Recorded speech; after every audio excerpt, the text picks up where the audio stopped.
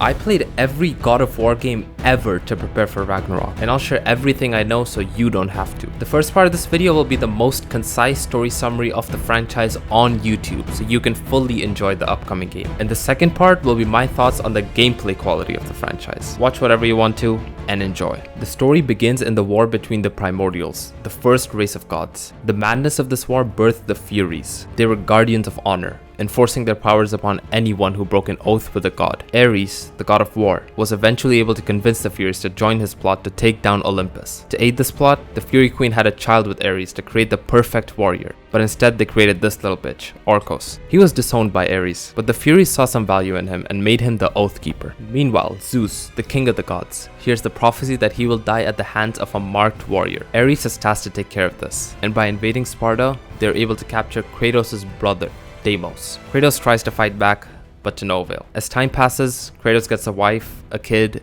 and tattoos Deimos' birthmark onto himself in remembrance. He eventually becomes leader of the Spartan army, and when at the brink of death, calls out to Ares, offering his life in return for the destruction of his enemies. Ares accepts the offer, and binds the Blades of Chaos to Kratos. Ares later asks him to raid a village of Athena's followers. An oracle warns him not to continue to the temple, but he does, and at the end of his massacre realizes that he also killed his wife and daughter. Ares reveals he sent them there to rid Kratos of his humanity so he can become a better warrior, and as Kratos leaves, the oracle binds the ashes of his dead family to his skin, giving him the worst curse of all, being white. This is how he earned his title as the Ghost of Sparta. Now, Kratos obviously breaks his oath to Ares and gets captured by the Furies for doing so. He's constantly tortured, but while Megara, one of the Furies, is beating his ass, she accidentally broke off the chains that held him in place. After a long battle, Kratos kills her along with the other two Furies. When returning to his home in Sparta, Orcos reveals that he is the Oath Keeper. Orcos wishes for Kratos to kill him so the Spartan can finally escape his oath to Ares. Kratos hesitates for like 2 seconds, then just stabs him. He burns his house down and dedicates himself to serve the gods of Olympus so they can free him of his nightmares. A few years later, while he continues to follow the gods' orders, he sees the sun fall from the sky. The whole world falls into darkness except for one building, the Temple of Helios. He meets Athena and learns that Helios, the god of the sun, has disappeared, so Morpheus, the god of dreams, has taken advantage of this and put all the gods in a deep slumber in order to gain power. While pursuing the god of the sun, Kratos finds himself in the underworld. He meets Charon, gets his ass beat, but then later comes back and gets revenge. Kratos uses Charon's ship to follow the light of Helios, but he ends up finding his daughter and Persephone, the goddess of the underworld. Kratos is offered a happy life with his daughter if he gives up his powers, which he does, but Persephone reveals her plan to use the Titan Atlas to destroy the pillar that holds the earth,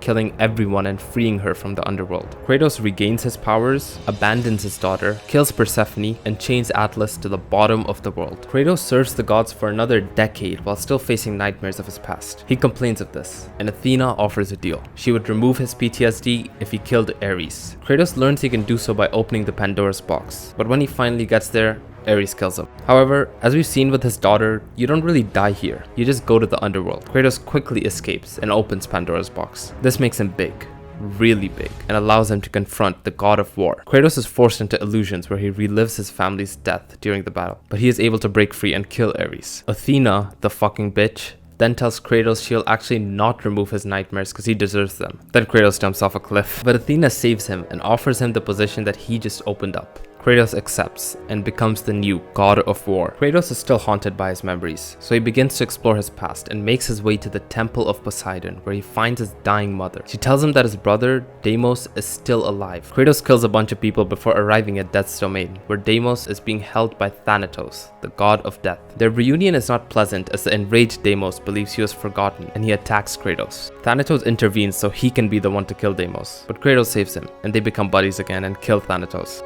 However, Deimos dies here too, and Kratos is sad again. Since his ties to the mortal world are now gone, Athena tries to elevate Kratos to a full-fledged god, but he denies so he can make the gods pay for the pain they've caused him. Athena tries to get Kratos to stop his reckless actions, but he denies. He eventually enters a battle against the Colossus of Rhodes and is given the Blade of Olympus. He puts all his powers into the blade to use it, becoming fully mortal once again. He's able to defeat the Colossus of Rhodes, but he still gets crushed by his hand. When trying to reach the blade to recover his powers, Kratos is stopped by Zeus, who grabs the blade and kills him because he was becoming a threat. He gets out of the underworld again by getting rescued by Gaia the Titan, who tells him to get the Loom of Fate. Kratos goes on another murder spree and gets the Loom, which lets him travel back to the time he died and fight Zeus. When Kratos is about to kill Zeus though, Athena steps in and takes the hit. She says Zeus is Olympus. All gods die if he does. And then says, "Don't kill your daddy." Then Kratos is like...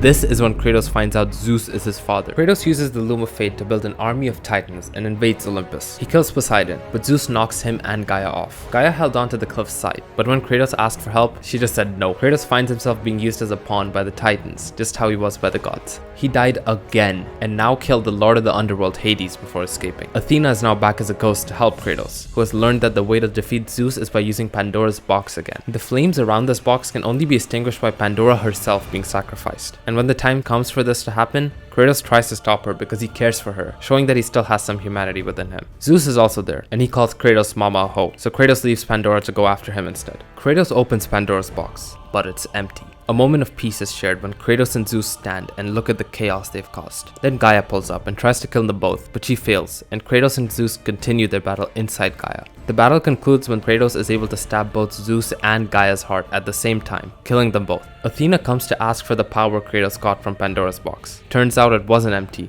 it was actually filled with the power of hope, which is now within Kratos.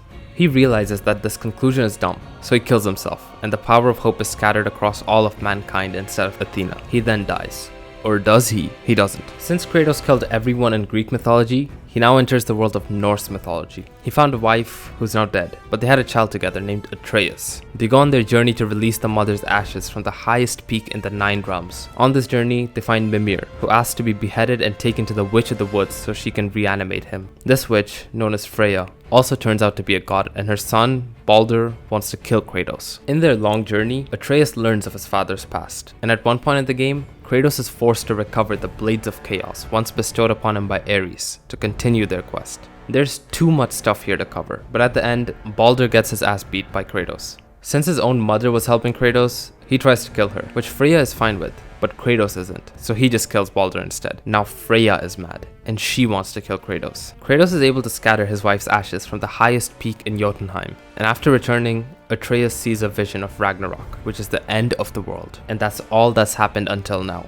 Let's talk about gameplay. I'd played some classic God of War games when I was younger, so it was nice to replay everything and experience some extreme nostalgia, while also seeing the original features that were adapted and carried over to God of War 2018. Some people say that game is the worst in the series, and I can confidently confirm that they are dumb fucks. Don't get me wrong though, every game in the series is a banger. The way Santa Monica Studios have added an original twist to retell both Greek and Norse mythology is incredible, and the amazing storytelling within each individual game only strengthens that. The writing, music, voice acting, shot variety, when a moment needs to hit hard, it always does. Each game is filled with cinematic endings to intense boss fights, but it would be disingenuous to ignore this one problem that plagues the entire series: enemy repetition. Most of the fighting in each game is against similar or just completely identical enemies. Obviously, it's hard to make everything unique considering how long these games are, but constantly fighting the same battles does get annoying. However, the variety of Kratos' weapons and abilities helps counteract this. There's too many to name, but some of my favorites to use were Zeus's gauntlets, the Blades of Athena,